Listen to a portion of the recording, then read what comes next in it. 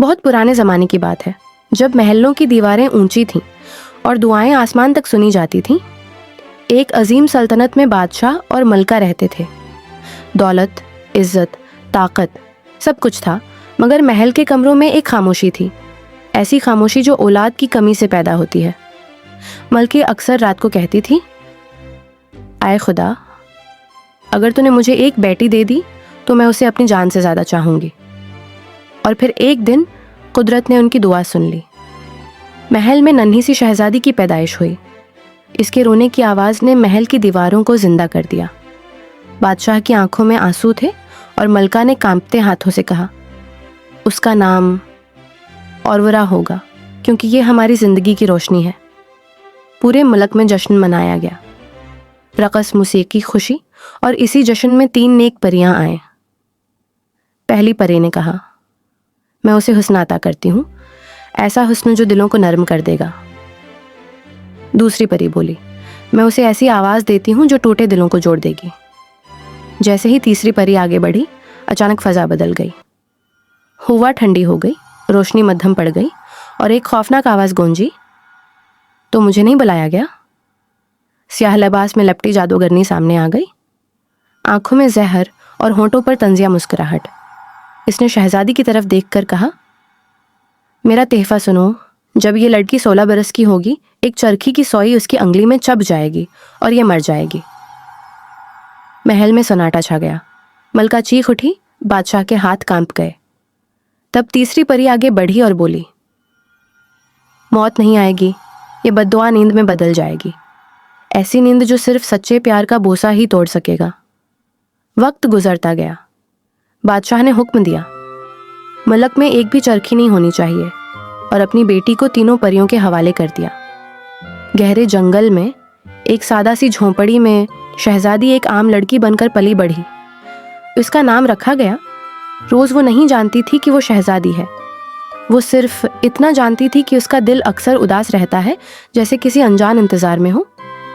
वो गाते हुए जंगल में चलती थी और परिंदे खामोश होकर उसकी आवाज़ सुनते थे। एक दिन एक नौजवान घोड़े पर सवार वहाँ आया। वो रका और बोला, मैंने तुम्हारी आवाज़ सुनी और मेरे कदम खुद ब खुद रक गए। रोज़ ने घबरा कर कहा, मैं कोई ख़ास नहीं, बस जंगल की लड़की हूँ। नौजवान मुस्कुराया, फिर भी मेरा दिल कहता है हम पहले भी कहीं मिल चुके हैं। खामोशी में मोहब्बत जन्म ले गई। दोनों ने वादा किया कि शाम को दोबारा मिलेंगे, मगर किस्मत कुछ और चाहती थी। इसी दिन रोज़ को बताया गया, तुम शहजादी हो और आज तुम्हें महल जाना होगा।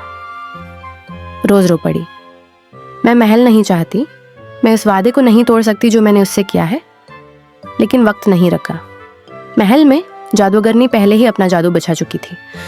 एक सुनसान कमरा, एक पुरानी चरखी और एक आवाज़, आओ औरोरा, बस एक लम्स। रोज़ जैसे ख्वाब में चलती हुई आगे बढ़ी और सोई छोली। सब कुछ रख गया। शहजादी गिर पड़ी और सारी सल्तनत नींद में चली गई। सन्नाटा, ऐसा सन्नाटा जो दिल को तोड़ दे। जादूगरनी हंसती हुई बोली, देख लिया, अब सदियों तक सिर्फ खामोशी होगी। मगर मोहब्बत अभी जिंदा थी। वो नौजवान शहजादा फुल्प कैद में था। परियों ने उसे आज़ाद किया और कहा, यह सच्चाई की तलवार है और नेकी की ढाल, जाओ अपनी मोहब्बत को बचाओ। रास्ते में कांटों का जंगल था, आग बरसाती अजदहा थी। फिलिप ने चीख कर कहा, मोहब्बत कमज़ोर नहीं होती, आज बुराई का अंजाम होगा। एक आखिरी वार और अंधेरा ख़त्म हो गया। वो महल में दाखिल हुआ, खामोशी के बीच, और उस कमरे में पहुंचा जहां औरवरा सो रही थी। उसने आहिस्ता कहा, मैं वादा करके गया था और वादे मोहब्बत तोड़ती नहीं। उसने बूसा दिया और सदियों की नींद टूट गई। औरवरा ने आंखें खोले और धीरे से कहा, तुम आ गए। महल जाग उठा, जिंदगियां लौट आए और दुनिया ने एक बार फिर सीखा, सच्ची मोहब्बत हर बद्दा से ज़्यादा ताकतवर होती है। अगर ये कहानी आपके दिल में कहीं ठहर गई हो तो समझ लीजिए, ये महज एक किस्सा नहीं था। ये उस यकीन की याद दहानी थी कि सच्चा प्यार आज भी जिंदा है। वीडियो अच्छी लगी हो तो एक लाइक से हौसला दें और अपने प्यारों के साथ ज़रूर शेयर करें, क्योंकि कहानियाँ तब तक सांस लेती हैं जब तक वो दिलों में सफ़र करती रहती हैं।